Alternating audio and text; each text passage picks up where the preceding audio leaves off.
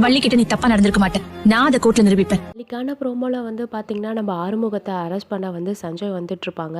இந்த பக்கம் வள்ளிய எப்படின்னா பேசி கரெக்ட் பண்ணி வச்சுருப்பாங்க. வள்ளிய பார்த்தீங்கன்னா, ஆறுமுகக்கு எதிரா பதில் சொல்லிடுறாங்க.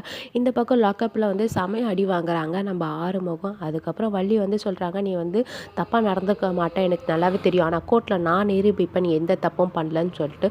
ஸோ பார்த்தீங்கன்னா, நம்ம பைரவி கண்டுபிடிக்க போகிறாங்க. இதுக்கு பின்னாடி சஞ்சய் தான் இருக்கிறாங்கன்னு தெரிஞ்சு சஞ்சய் மேலே எப்படி கோவப்படுறாங்கன்னு சொல்லிட்டு அது வெயிட் பண்ணி பார்க்கலாம். இன்னொரு பக்கம் பார்த்திங்கன்னா, நம்ம சிவாவை ஆளை வச்சு தூக்கணும்னு சொல்லிட்டு ஸ்னேகா அப்பா முடிவு பண்ணியிருப்பாங்க.